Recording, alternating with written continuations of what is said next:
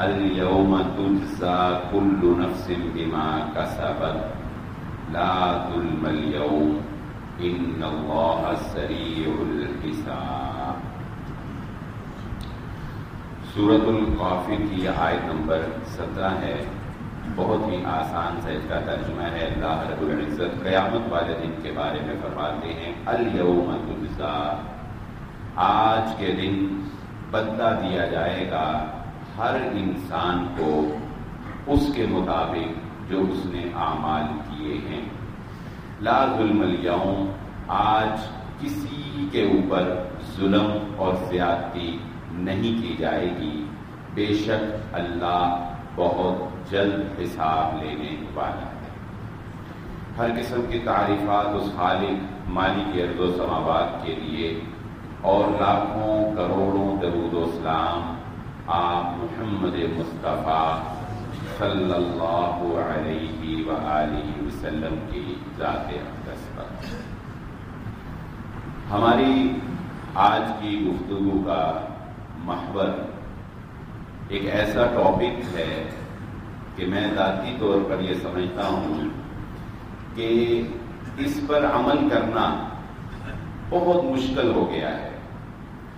کچھ چیزیں انسان کی عادت بن جاتی ہیں اور کچھ باتیں معاشرے میں اس قدر رائج ہو جاتی ہیں کہ انسان کو ان کی غلطی کا احساس نہیں رہتا، انسان ان کو غلط سمجھتا بھی نہیں ہے، اور معاشرے کا ہر فرد، چاہے وہ مذہبی طبقہ ہو، چاہے وہ لبرل طبقہ ہو، چاہے وہ کوئی بھی معاشرے کا فرد ہو، وہ مزدور ہو، وہ مالک ہو، وہ کوئی بھی ہو، وہ کسی نہ کسی طرح ان پھیل جانے والی، سرایت کر جانے والی خرابیوں کے اندر ملوث ضرور ہوتا ہے، اپنی اپنے ایمان اور اپنی اپنی استعداد کے مطابق، کوئی کم ہوتا ہے، کوئی زیادہ ہوتا ہے۔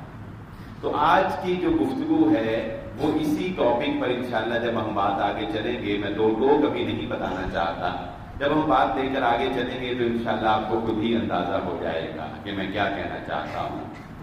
جو آیت میں نے آپ کے سامنے پڑھی ہے اس کا مفہوم تو یقیناً آپ لوگ سمجھ گئے ہوں گے کہ ہم جو زندگی گزار رہے ہیں، اس زندگی کے ایک ایک لمحے کا، اس زندگی کی جوانی کا، اس زندگی کی صحت کا، تندرستی کا، اس زندگی میں کمائے جانے والے مال کا ہمیں اللہ رب العزت کے سامنے حساب دینا پڑ سکتا ہے۔ وہ پوچھ سکتا ہے کہ میرے بندے، تجھے جوانی دی تھی، تجھے فرصت دی تھی، تجھے صحت دی تھی، تجھے زبان دی تھی، تجھے نگاہیں دی تھی، تجھے اعلیٰ سلامت دیے تھے، بتا تو نے اس وقت کو، اس قیمتی نعمت کو جو میں نے تجھے عطا کی تھی، بتا تو نے کہاں پر گزارا؟ تو اگر دی تو اس نے ہے نا، مالک تو وہ ہے، اور اگر انسان یہ کہے کہ اللہ دی تو نے تھی اور میں نے تیری ہی نافرمانی میں گزاری، تو بتائیں یہ جملہ کہتے شرم آئے گی نا انسان کو؟ نہیں کہہ سکتا انسان۔ اس لیے بے شمار احادیث میں جو قیامت کا منظر جب اللہ رب العزت نے، نبی صلی اللہ علیہ وسلم نے بیان کیا کہ جب بندہ سامنے ہوگا اور اللہ رب العزت اس سے سوال پوچھیں گے یا فرشتے اس سے پرسش کریں گے، تو جانتے ہیں وہ کیا ہوگا؟ وہ شرم سے اس کا سر جھک جائے گا۔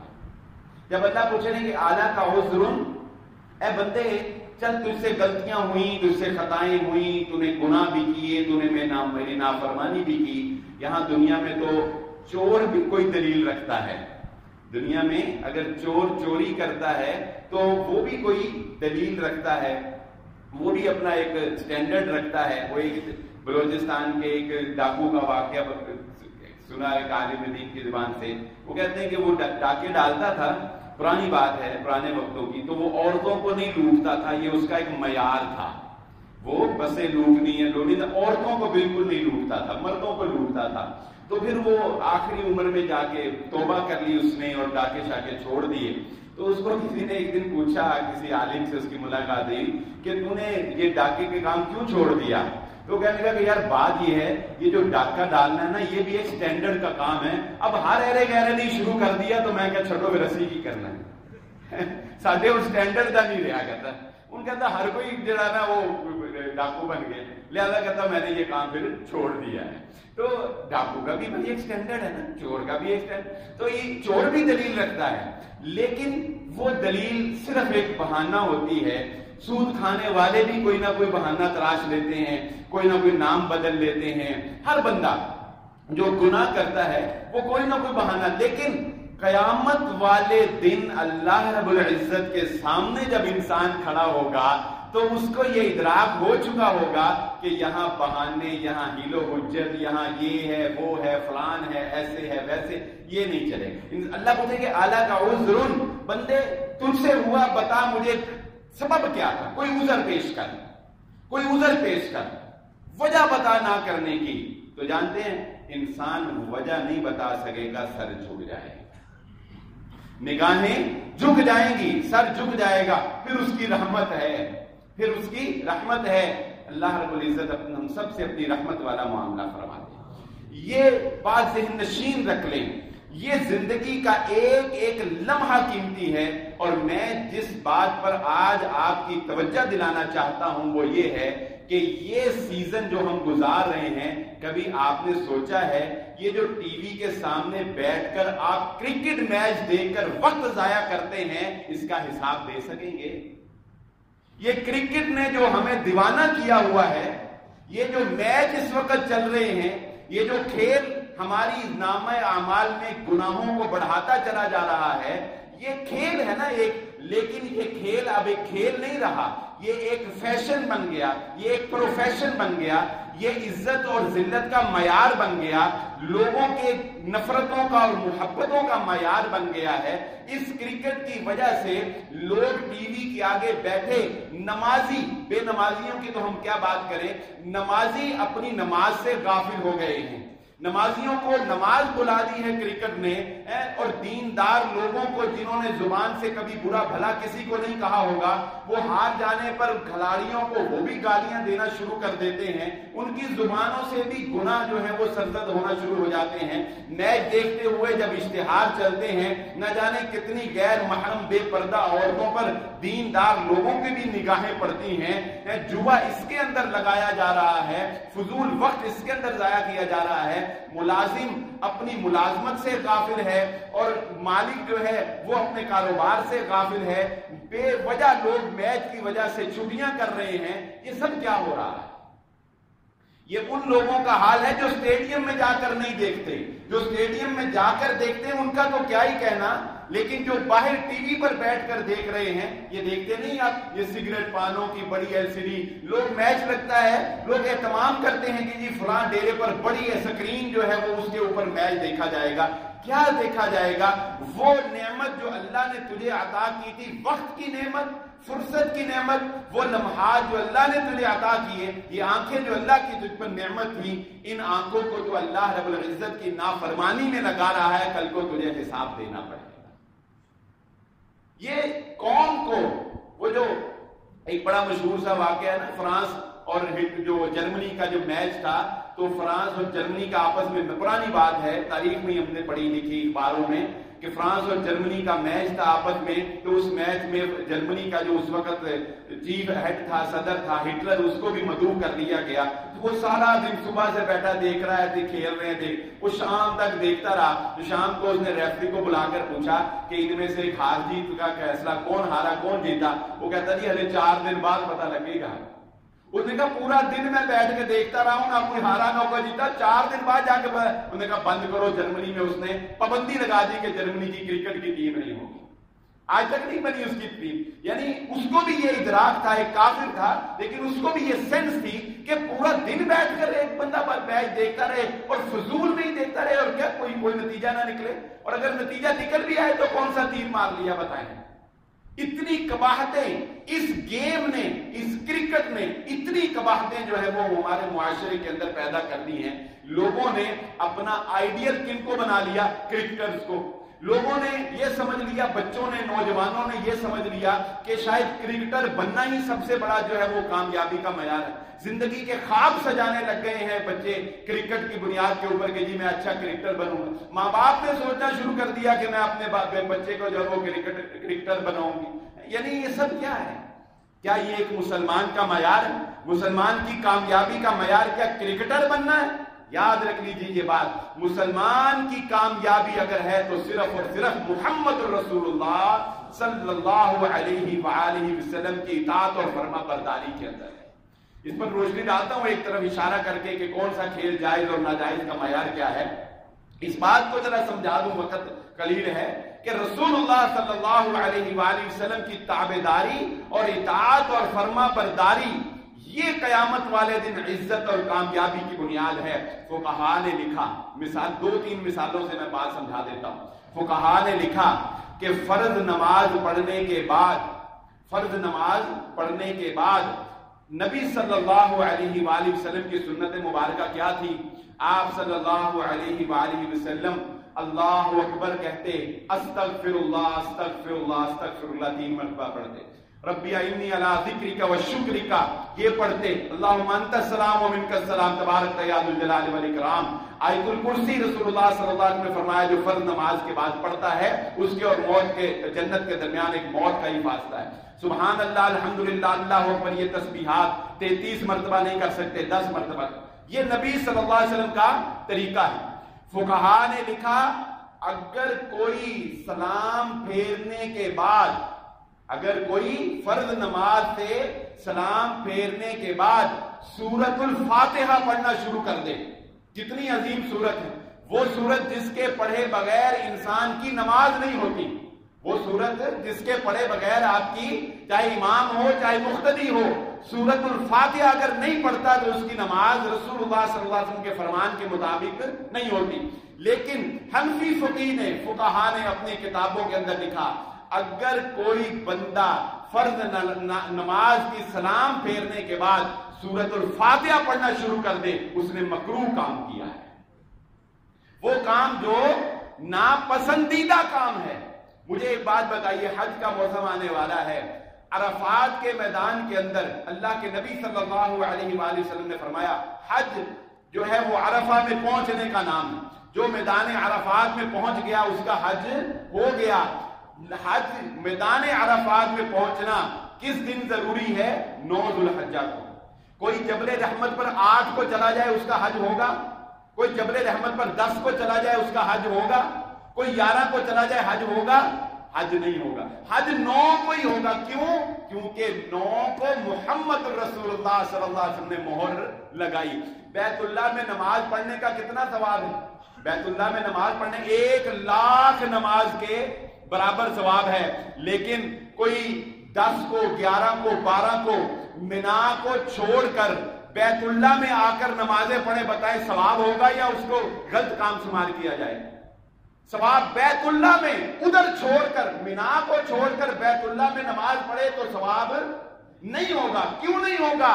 اس لیے کہ اس وقت بیت اللہ کا وہ ثواب پیچھے رہ گیا، محمد رسول اللہ صلی اللہ علیہ وسلم کی سنت پر عمل آگے آ گیا. طریقہ محمد صلی اللہ علیہ وآلہ وسلم کا.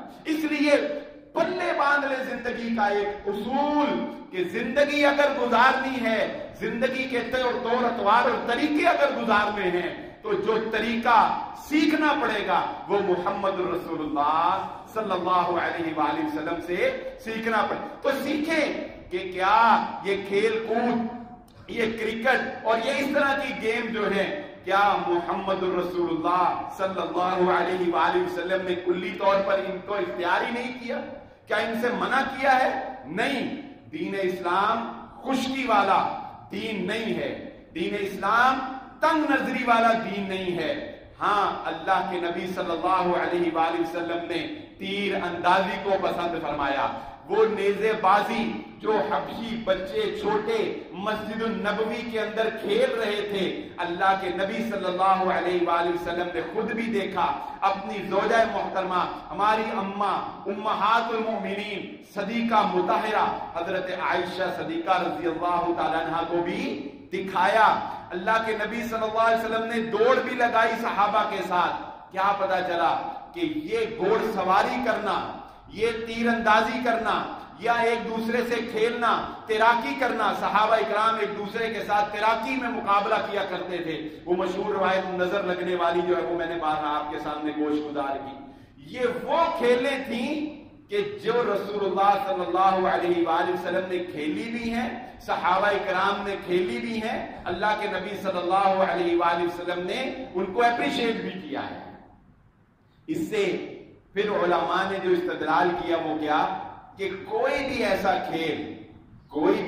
کھیل جس کا انسان کو دنیا کے اندر جسمانی طور پر یا ذہنی طور پر کوئی نہ کوئی فائدہ ہو، یہ الفاظ غور سے سننے والے ہیں، کوئی بھی ایسا کھیل، وہ کرکٹ ہو، فٹ بال ہو، والی بال ہو، کوئی بھی جو جدید کھیل ایجاد ہو چکے ہیں، کوئی بھی ایسا کھیل جس کا انسان کو جسمانی طور پر فائدہ ہو، وہ کچھ حدود اور قیود کے اندر رہتے ہوئے کھیلنا جائز ہے۔ اس لیے یہ بات سمجھ لیجئے کہ کرکٹ بھی ایک کھیل ہے، کرکٹ بھی ایک کھیل ہے، ایک محدود وقت میں، ایک محدود وقت کے لیے اگر اس کو بچے کھیلتے ہیں یا بڑے کھیلتے ہیں، محدود وقت کے اندر کھیلتے ہیں، یہ کھیل ان کو نماز سے غافل نہیں کرتا، یہ کھیل باہمی عزت و ذلت کا معیار نہیں بنتا، یہ کھیل ایک پروفیشن نہیں بنتا، صرف ایک کھیل رہتا ہے۔ کس لیے کہ اس میں کھیلنے والے جو ہیں وہ جسمانی طور پر حرکت کرتے ہیں، فیلڈر بھاگتا ہے، بالر بال کراتا ہے، بیٹسمین کھیلتا ہے، رنز بناتا ہے، ایک فٹنس جو ہے، جسمانی حرکت جو انسان کے لیے ضروری ہے وہ بہرحال کرکٹ کے اندر پائی جاتی ہے۔ اس لیے کھیلنے کو علماء کرام جائز قرار دیتے ہیں۔ بات سمجھ رہے ہیں؟ یہ کرکٹ کھیلنا اس کو کوئی بھی ناجائز عالم دین نہ بلکہ علماء ہمارے اساتذہ اس میں کھیلتے رہے، اس لیے کرکٹ کھیلنا جائز ہے، لیکن یہ جو صورت ہم نے کرکٹ کی بنا لی ہے یہ جائز نہیں ہے۔ یہ جو صورت ہم نے کرکٹ کی بنا لی ہے یہ جائز نہیں ہے۔ آپ محسوس، جیسا کہ میں نے شروع میں یہ بات کہی تھی، آپ محسوس کر کے دیکھ لیں، لا محالہ سی بات ہے کہ کیونکہ یہ فروغ اتنا پا گیا ہے تو آپ کی دلچسپی اس میں بڑھتی چلی جاتی ہے اور آپ کے جذبات جو ہیں وہ آپ کے کنٹرول میں نہیں رہتے، اور خام خواہ آپ کا دل کرتا ہے کہ اگر کوئی کھلاڑی جو ہے وہ ہارے یا آؤٹ ہو جائے تو دو چار اس کو گالیاں رسید کر ہی دیں، اور اگر کوئی جیت جائے تو جو گل و غبارہ اور جو فضول خرچی اور جو فائرنگ اور جو ہوٹنگ اور جو کچھ ہوتا ہے وہ نہ مجھ سے چھپا ہوا ہے نہ آپ سے چھپا ہوا ہے۔ اس لیے رسول اللہ، اور پھر دل غافل، رسول اللہ صلی اللہ علیہ وآلہ وسلم نے ارشاد فرمایا یہ چھوٹی چھوٹی چیزیں دلوں کو غافل کر دیتی ہیں۔ وہ امت، شاید میرا خیال ہے کہ قرآن سے ہمیں اتنی وابستگی نہیں ہوگی، اللہ کے نبی صلی اللہ علیہ وآلہ وسلم کی احادیث سے اور سنت سے ہمیں اتنی وابستگی نہیں ہوگی جتنی وابستگی ہمیں کھلاڑیوں کے رنز بنانے اور ان کے ریکارڈ بنانے سے ہوتی ہے۔ کسی بچے کو پوچھ کر دیکھ لیں قرآن مجید میں کتنی صورتیں ہیں، کسی میٹرک کے بچے کو، کسی فرسٹ ایئر کے بچے کو پوچھ کے دیکھ لیں، معیار دیکھیں نا ہمارا، اس کو پوچھ کے دیکھ لیں کہ بیٹا ذرا قرآن مجید میں بتاؤ کتنی صورتیں ہیں، وہ نہیں بتا سکے گا۔ اس سے پوچھ لیں کہ آج فلاں کھلاڑی نے کتنے رنز بنائے ہیں، فوراً بتا دیں۔ اس سے پوچھ لیں پاکستان آگے کوارٹر فائنل میں کیسے جا سکتا ہے، وہ بتا دے گا فلاں ہارے، فلاں جیتے، فلاں کرے، یہ کرے تو وہ آگے چلا جائے، بتا دے گا نا، بتا دے گا۔ لیکن اسے اگر پوچھ لو کہ محمد رسول اللہ صلی اللہ علیہ وآلہ وسلم کا صبح شام کا معمول کیا تھا، اگر اس سے پوچھو کہ اللہ کے نبی صلی اللہ علیہ وسلم رات کو سونے سے پہلے سورت کون سی پڑھا کرتے تھے، یہ اس کو نہیں پتا۔ کدھر جا رہے ہیں؟ کیا اپنے بچوں کو ہم سکھا رہے ہیں؟ کرکٹ ایک کھیل جو کہ لغویات سے بھرا ہوا، میں ایک کالم اس کے اوپر ہی، کرکٹ کے اوپر ہی جب پڑھ رہا تھا تو اس میں کالم نگار نے ایک یہ بڑی پیاری باتیں لکھی۔ اس نے لکھا کہ جتنا وقت لوگ کرکٹ کو دیکھنے کے اوپر ضائع کرتے ہیں جتنا وقت لوگ کرکٹ کو دیکھنے کے اوپر ضائع کرتے ہیں، پورے سال میں اگر پورے ان لوگوں کو چھٹیاں دے دی جائیں تو 1 مہینے کی چھٹی بنتی۔ 1 مہینہ سمجھ لو کہ لوگوں نے، وہ لوگ جو کرکٹ میں وقت ضائع کرتے ہیں، سمجھ لو 1 مہینہ انہوں نے سال میں کام نہیں کیا، اتنا زیادہ لوگ۔ اور کہتے ہیں کہ جتنا خرچہ اس کے اوپر ہوتا ہے، اس سے 4 بڑے کینسر کے ہسپتال، میچ، 1 سال میں میچ پر جتنا خرچہ ہوتا ہے، 4 بڑے کینسر کے ہسپتال جو ہے وہ دنیا کے اندر بن سکتے ہیں۔ اس نے اور بھی بڑے اعداد و شمار لکھے کہ جتنا خرچہ ہوتا ہے اگر وہ غرباء میں تقسیم کیا جائے تو اتنے سالوں میں غربت جو ہے وہ ختم ہو جائے گی، اور بھی بڑی تفصیل اس نے جو ہے وہ درج کی۔ لیکن قصہ مختصر کہ سوائے لغو، سوائے وقت کا ضیاع، پیسے کا ضیاع، نمازوں کا ضیاع، گالم گلوچ، بے حیائی کا فروغ، اس کے سوا اب میچوں کے اندر اور کچھ نہیں رکھا ہے۔ اس لیے اس خمار کو اپنے اوپر سے اتاریں، اپنے بچوں کو اس میچ کے خمار سے اتاریں۔ یہ ہار، میچ کی ہار اور میچ کی جیت جو ہے، یہ عزت اور ذلت کا کوئی معیار نہیں ہے، یہ عزت اور ذلت کا کوئی معیار نہیں ہے۔ اللہ کے نبی صلی اللہ علیہ وسلم نے ارشاد فرمایا، جو حدیث میں سنانے لگا تھا، دلوں کے سختی والی، لا تكثروا الكلام بغیر ذکر اللہ فإن کثرة الکلام بغیر ذکر اللہ قسوۃ للقلب۔ اس طرح کی لغویات اور اس طرح کی فضول کاموں سے ہوتا پتہ کیا ہے؟ کہنے کو کچھ نہیں ہے۔ انسان کہتا ہے ایک میچ ہی ہے نا، میں نے دیکھ لیا پھر کیا ہوا، ایک ڈرامہ ہی تھا نا، میں نے دیکھ لیا تو پھر کیا ہوا، ایک فلم ہی تھی نا 3 گھنٹے کی، چلو میں نے دیکھ لی، کوئی نہیں، کوئی بات نہیں۔ نہیں، وہ صرف ایک میچ نہیں ہوتا۔ اللہ کے نبی صلی اللہ علیہ وسلم کی اس حدیث کا مفہوم ہے، جب انسان اللہ کے ذکر کے علاوہ دوسرے فضول کاموں میں اپنی زبان کو، اپنے وقت کو استعمال کرنا شروع کر دیتا ہے، اللہ کے نبی صلی اللہ علیہ وسلم لا تکثروا الکلام بغیر ذکر، اللہ کے ذکر کے علاوہ اور کاموں میں اور باتوں میں اپنے آپ کو زیادہ مشغول نہ کیا کرو۔ جب تمہاری زبان سے ذکر کم ہو جائے گا، قرآن کی تلاوت کم ہو جائے گی، تم اذکار چھوڑ دو گے اور فضول کاموں میں اپنا وقت ضائع کرنا شروع کر دو گے، تو جانتے ہو اس کا نقصان کیا ہوگا؟ اس کا نقصان یہ ہوگا کہ تمہارا دل سخت ہو جائے گا، تمہارا دل سخت ہو۔ آج آپ نے دیکھا ہوگا، آپ سمجھا تھک گئے اپنے بچوں کو، آپ کہتے ہیں یار میں نے سمجھا تھک گیا، اتنے گل اثر ہی نہیں کرتی۔ کیوں نہیں کرتی؟ دل سخت ہو چکا، دل سخت ہو۔ اس کو نماز سے دور رکھا، ذکر و اذکار سے دور رکھا، قرآن سے دور رکھا، قرآن اس کو پڑھایا نہیں، صبح شام وہ پڑھتا نہیں، پتہ ہی نہیں، دل سخت ہو گیا۔ اب کہتے ہو بات ماننے؟ نہیں، ایسا نہیں۔ اور اگلی جو بات ہے نا، وہ انتہائی سخت، دلوں کی سختی والی بات تو چلو یہ تو ہے ہی سخت۔ یہ قوم یہود کے بارے میں اللہ رب العزت نے فرمایا تھا کہ ان کے دل پتھر سے بھی زیادہ سخت ہو گئے، لیکن اگلی جو بات اللہ کے نبی صلی اللہ علیہ وآلہ وسلم نے فرمائی، وہ مجھے اور آپ کو پریشان کر دینے والی بات ہے کہ آپ صلی اللہ علیہ وآلہ وسلم نے فرمایا، وہ شخص اللہ رب العزت سے سب سے زیادہ دور ہوتا ہے جس کا دل سخت ہوتا ہے۔ لوگوں میں ابعد الناس، لوگوں میں سب سے زیادہ اللہ سے دور وہ شخص ہوتا ہے جس کا دل سخت ہوتا ہے۔ اپنی اس کیفیت کو ذرا جانچنے کی کوشش کیا کریں۔ اگر کبھی قرآن کی تلاوت سن کر آپ کا دل اس کی طرف مائل نہ ہو، اگر کبھی دین کی بات سن کر آپ کا دل اس کی طرف مائل نہ ہو، اگر آپ کو نیکی کرنے کو دل نہ کرے، اگر آپ کا نیکی سے دور بھاگنے کو دل کرے، اگر آپ کا والدین کی بات ماننے کو کوفت محسوس کرتے ہوں، اگر مہمان کی مہمان نوازی سے دل تنگ ہوتا ہو، اگر صدقہ کرنے سے دل میں کھچاؤ محسوس ہوتا ہو، کوئی بھی نیک کام کرنے سے اگر فیلنگز جو ہیں وہ دوسری طرف جائیں، سمجھ لینا کہ آپ کے دل کے اندر سختی پائی جا رہی ہے، آپ کے دل کے اندر سختی پائی جا رہی ہے، دل سخت ہو رہا ہے، دل سختی کی طرف جا رہا ہے۔ اور جب دل سختی کی طرف چلا جاتا ہے، پھر انسان صبح 8 بجے سے بیٹھے رات 9 بجے تک میچ دیکھتا رہے، اسے کوئی پرواہ نہیں ہوتی، پھر اس کی نماز جائے، پھر اس کا روزہ جائے، پھر اس کا ماں باپ کی اطاعت جائے، پھر اس کا کاروبار جائے، پھر اس کی ملازمت جائے، پھر کچھ بھی جائے، اسے پھر کوئی پرواہ نہیں ہوتی۔ اور امت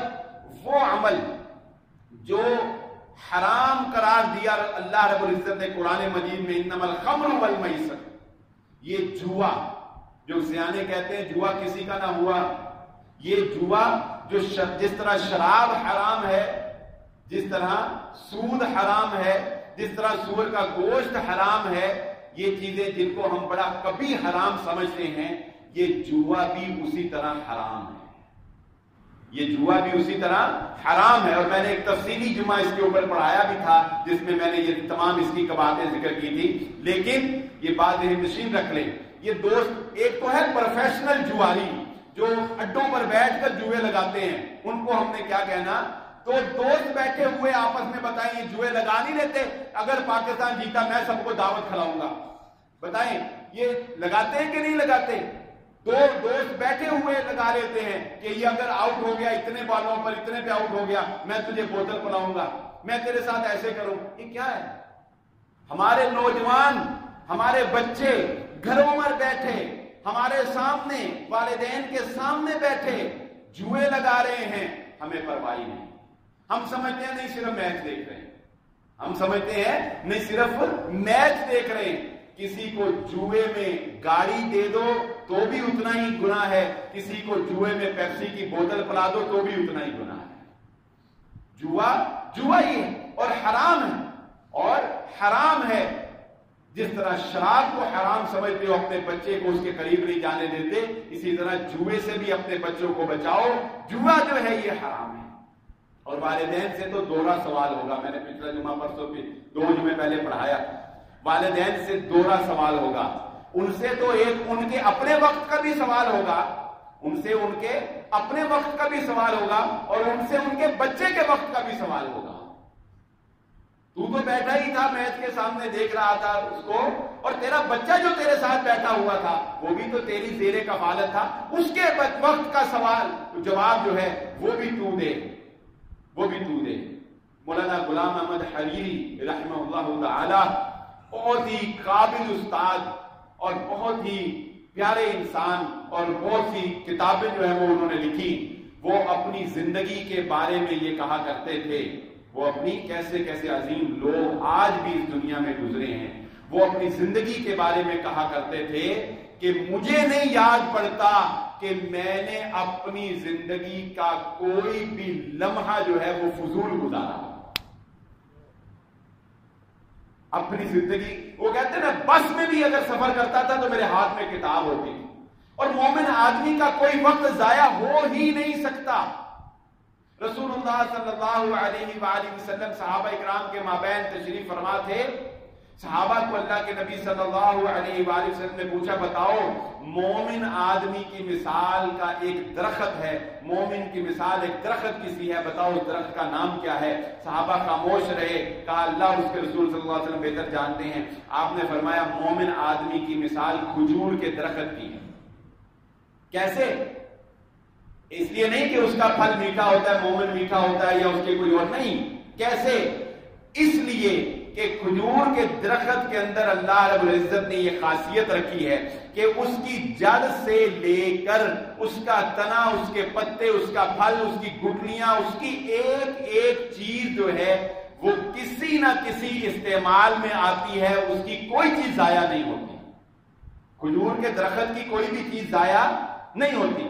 رسول اللہ صلی اللہ علیہ وآلہ وسلم نے فرمایا مومن آدمی کا کوئی لمحہ، کوئی چیز ضائع نہیں ہوتی۔ ذرا اس کو سمجھ لیتے ہیں کہ کیسے آپ مرد صبح کو اٹھتے ہیں، کھانا کھاتے ہیں، ناشتہ کرتے ہیں، اپنے کام پر چلے جاتے ہیں، روزی روٹی کماتے ہیں، حلال کماتے ہیں، تو اگر حلال کماتے ہیں قیامت والے دن انبیاء اور شہداء کے ساتھ اٹھائے جائیں۔ رات کو گھر آئے، بیوی کے ساتھ پیار محبت کی باتیں کی، اس کے منہ میں ایک لقمہ بھی ڈالا، اس کا بھی ثواب ملے گا۔ بیوی کے ساتھ اللہ رب العزت نے جو طبی خواہش رکھی ہے، کیسی بات ہے۔ اللہ کے نبی صلی اللہ علیہ وسلم صحابی نے پوچھا انسان اپنی بیوی سے اپنی خواہش پوری کرتا ہے ثواب ہوگا؟ اللہ کے نبی صلی اللہ علیہ وسلم نے فرمایا اگر کسی غیر محرم یعنی زنا کرتا، کسی غیر کے ساتھ، کسی عورت کے ساتھ یہ کام کرتا تو کیا گناہ ہوتا؟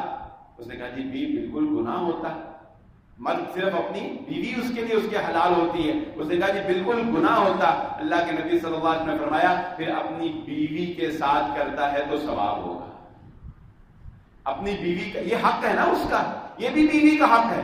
رات کو اذکار کر کے عشاء کی نماز باجماعت پڑھ کے اذکار کر کے سوتا ہے، صبح فجر کی نماز باجماعت پڑھتا ہے. رسول اللہ صلی اللہ علیہ وآلہ وسلم کے فرمان کے مطابق ساری رات عبادت کا ثواب لکھ دیا جاتا ہے. راستے سے چل رہا ہے، راستے سے چل رہا ہے، اللہ رب العزت نے ایک شخص کی بخشش حدیث میں آتا ہے صرف اس لیے کر دی، راستے سے چلتے ہوئے اس نے اللہ کی رضا کے لیے راستے سے تکلیف پتھر کو دور کر دیا تھا. اللہ کو اس کی یہی ادا پسند آئی. راستے سے چل رہے ہو، نگاہیں جھکی ہوئی ہیں، راستے سے پتھروں کو تکلیف کو دور کر رہے ہو لوگوں سے، تمہارا چلنے کو بھی اللہ رب العزت ثواب شمار کر رہا ہے. تم باجماعت نماز پڑھتے ہو، مسجد میں آ کر کیا ہوا جی، یہ پکا نمازی تھا، بیمار ہو گیا، اللہ رب العزت سب کو محفوظ فرمائے. یا کوئی ایکسیڈنٹ ہو گیا، اب کچھ لمحوں کے لیے یہ مسجد میں باجماعت نماز نہیں پڑھ رہا، نہیں آ رہا. اللہ کے نبی صلی اللہ علیہ وآلہ وسلم نے فرمایا فرشتے ایسے لوگوں کو اپنا دوست بنا لیتے ہیں. فرشتے مسجد میں جو نمازی ہوتے ہیں، فرشتے ان سے دوستی لگا لیتے ہیں. پھر جب کبھی اس بیماری یا کسی اس طرح کی مصیبت کی وجہ سے وہ مسجد میں نہیں آتے نا، نمازی کو دیکھتے ہی ہیں، فرشتے ڈھونڈتے ہیں ان کو کہ وہ کہاں چلے گئے. پھر فرشتے اللہ رب العزت سے ان کے لیے دعا کرتے ہیں، فرشتے ان کی تیمارداری کے لیے جاتے ہیں، اور اللہ رب العزت حکم دیتا ہے میرا بندہ جب تک بیماری کی وجہ سے یا کسی تکلیف کی وجہ سے مسجد آ کر نماز نہیں پڑھ رہا، یا پہلے یہ روزانہ قرآن پڑھتا تھا نہیں پڑھ رہا، پہلے فلاں نیک کام کرتا تھا نہیں کر رہا، جب تک نہیں کر سکتا فرشتوں اس کے نامہ اعمال میں ثواب پورا لکھتے رہو، ثواب پورا لکھتے رہو. بیمار ہو گئے اللہ کے نبی صلی اللہ علیہ وآلہ وسلم نے فرمایا جب کوئی مومن آدمی بیمار ہو جاتا ہے، اس کی بیماری کے بدلے بھی اللہ رب العزت اس کے گناہوں کو صاف کرتے رہتے ہیں. تو زندگی کے اپنے شب و روز کو گزار کے دیکھ لیں مومن بن کے. رسول اللہ صلی اللہ علیہ وآلہ وسلم کے بتائے ہوئے، جیسا کہ میں نے مثالوں سے سمجھا دیا، طریقے کے مطابق صبح اٹھنے سے لے کر اٹھ کر آپ نے فجر کی نماز پڑھ لی، آپ نے فجر کی نماز باجماعت پڑھ لی، اللہ کے نبی صلی اللہ علیہ وآلہ وسلم کے فرمان کے مطابق آپ اللہ رب العزت کی حفاظت میں آ گئے. اس شخص کو وہ شخص اللہ کی حفاظت میں آ جاتا ہے جو فجر کی نماز باجماعت پڑھ لیتا ہے. آپ کا سیر کرنا، آپ کا حتیٰ کہ بچوں کے ساتھ کھیلنا، ان کو جھولوں پہ لے کے جانا، بیوی کے ساتھ کھیلنا، اس کے منہ میں لقمہ ڈالنا، ان کے لیے کمانا، سونا، اٹھنا، بیٹھنا، سوائے موبائل یوز کرنے کے ہر بندے کو ثواب ملتا ہے. سوائے یہ پیچھے ہر وقت موبائل کے یوز کرنے کے، اس کے علاوہ ہر کام جو مومن کرتا ہے اس کو ثواب ملتا ہے. بعض کو موبائل کا بھی ثواب ملتا ہوگا، بعض کو موبائل کا بھی ثواب ملتا ہوگا، کیونکہ موبائل پہ بھی بہت لوگ دین کا کام کر رہے ہیں، بہت سی ویڈیوز بنا رہے ہیں، بہت کام لوگ موبائل پہ دین کا بھی کر رہے ہیں. اپنی زندگیوں کے جس طرح ہم گزار رہے ہیں، اپنی زندگیوں کے لمحات کا مشاہدہ کریں. اس میچ فوبیا سے اپنے بچوں کو نکالیں، وقت کی قدر کریں جو اللہ رب العزت نے آپ کو عطا کیا ہے، جو اللہ رب العزت نے نعمت آپ کو دی ہے. حضرت عبداللہ بن عمر رضی اللہ تعالیٰ عنہ فرماتے ہیں کہ قدر جانو، اللہ کے نبی صلی اللہ علیہ وسلم کے بڑے پیارے صحابی ہیں، فرماتے ہیں قدر جانو کس کی؟ صحت کی، قبل اس کے کہ تم بیمار ہو جاؤ پھر تم کرنا چاہو لیکن کر نہ سکو. قبل اس کے پھر تم کچھ کرنا چاہو لیکن کر نہ سکو. قدر جانو فرصت کے لمحات کی، قبل اس کے کہ تم اتنے مصروف ہو جاؤ پھر کرنا چاہو کر نہ سکو. قدر جانو اس وقت کی، اس فرصت کی جو اللہ رب العزت نے تمہیں دی. قدر جانو اس مال کی جو اللہ نے تمہیں دیا ہے، صدقہ کر دو قبل اس کے کہ تم کرنا چاہو اور تم کہو لولا اخرتنی الى اجل قریب فاصدق واکن من الصالحین. اے اللہ چند لمحے اور دے دے، میں ذرا وکیل کو بتا دوں کہ میرا فلاں پلاٹ جو ہے وہ مسجد کو دے دینا، میں ذرا وکیل کو بتا دوں میں نے فلاں جو ہے فلاں کا حق مارا تھا. کتنا بتایا اللہ، ایک لمحہ دے دے، الى اجل قریب چند لمحے دے دے، لیکن اس وقت جو سرحانے بیٹھا ہوا ہوگا نا وہ پہلے ہی ذہن میں سوچ رہا ہوگا کہ ابا مرے گا تو میرا فلاں فلاں ہے، ابا مرے گا تو میری فلاں زمین ہے، وہ پہلے ہی سوچ رہا ہوگا۔ تو اللہ کے نبی صلی اللہ علیہ وسلم نے فرمایا انسان جب مرنے لگتا ہے کہتا ہے میرا فلاں صدقہ کر دو، فلاں جو ہے وہ صدقہ کر دو، حالانکہ وہ اب اس کا راہ ہی نہیں، اب تو وہ برا ساکا ہو گیا ہے، اب وہ اس کا نہیں رہا۔ انسان اپنے مال کی وصیت بھی 1/3 سے زیادہ نہیں کر سکتا۔ تو حضرت عبداللہ بن عمر رضی اللہ تعالیٰ فرماتے ہیں صدقہ کر لو، صدقہ کر لو قبل اس کے کہ تم کہو کہ یہ خرچ کرنا ہے، لیکن اس وقت پہ تمہیں موقع نہ دیا جائے گا۔ قدر کر لو اس جوانی کی، قدر کر لو اس جوانی کی جس میں اعضاء مضبوط ہیں، ہڈیاں سلامت ہیں، ابھی بڑھاپے نے تانا بانا نہیں بنا تمہارے اس جسم کی جلد کے اوپر۔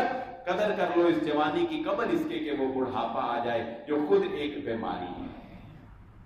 اس لیے ان زندگی کے ان لمحات کی قدر کریں جو بنیادی طور پر آج میرا ٹاپک تھا، اور جو بات میں آپ کو سمجھانا چاہتا تھا وہ یہی ہے کہ اپنے دلوں سے ان میچوں کی محبت کو نکال باہر کریں۔ کچھ نہیں رکھا اس میں، یہ گناہ کے سوا آپ کے نامہ اعمال کو گناہ سے بھرنے کے علاوہ ان کرکٹ کے میچوں میں اور کچھ نہیں رکھا۔ بھرتے جائیں جتنا مرضی، نہ آپ کو کچھ ملنے والا ہے اور نہ کوئی اس کا حاصل ہے۔ کتنے آپ نے ڈرامے، ادھر غور سے سوچیں، آخری بات کر کے بات کو ختم کرتے ہیں، کتنے مشاہدہ کریں نا کہ جب سے آپ وہ ہوش سنبھالا ہے ادھر سے لے کر آج تک کتنی آپ نے فلمیں دیکھی ہوں گی، کتنے آپ نے ڈرامے دیکھے ہوں گے، ایک نیا سے نیا رنگ اور نئے سے نئے ڈیزائن کا اور نئی سے نئی سٹوری آپ نے دیکھی ہوگی۔ بعض لوگ دیکھتے ہیں بڑے جذبات ابھرتے ہیں، کوئی رونے شروع کر دیتے ہیں، کوئی ہنسنے شروع کر دیتے ہیں، ختم ہو گئے۔ بتائیں جو پچھلے مہینے ڈرامہ دیکھا تھا کیا حاصل ہوا اس کا؟ بتائیں کچھ ملا اس سے؟ سوائے اس کے کہ وہ ایک وقتی طور پر انٹرٹینمنٹ کی جذبات تھے، ختم ہو گیا۔ کچھ ملا؟ ہاں میں بتاتا ہوں کیا ملا۔ رب العالمین کی نافرمانی، نام اعمال میں گناہوں میں اضافہ ملا، بس اور کچھ نہیں ملا، کوئی فائدہ نہیں ہوا اس کا۔ اور اس سے بڑھ کر یہ ملا کہ ذہن سازی ایسی ہو گئی کہ بغاوت معاشرے سے پیدا ہو گئی، ماں باپ کا ادب اور احترام کم ہو گیا، اور ایک عجیب سا لائف سٹائل اور ذہنی مریض جو ہے وہ ہمیں بنا دیا۔ اس لیے اپنی اولادوں کو بھی خود کو بھی اس فضول سے جال سے جو ہمارے ارد گرد بن دیا گیا ہے، کہتے ہیں، میں نے یہ کہیں پڑھا نہیں ہے، یہ سنی سنائی بات ہے، کہتے ہیں کہ پتہ نہیں یہ صحیح ہے یا نہیں، لیکن بہرحال لگتا ہے صحیح ہوگی، کہتے ہیں کہ یہ بھی قوم یہود کی سازش ہے کہ وہ خود کچھ نہیں کھیلتے، دنیا کو کھیل پہ لگاتے ہیں۔ کہتے ہیں ان کی کوئی ٹیم نہیں ہے، خود نہیں وہ کوئی ٹیم بناتے، کوئی کرکٹ شکٹ یہ وہ، لیکن دنیا کو کھیل پہ لگاتے ہیں تاکہ دنیا کھیلے اور ہم تماشا دیکھیں۔ اللہ رب العزت سے دعا ہے جو کہا اور جو سنا سمجھنے کی عمل کرنے کی توفیق عطا فرمائے۔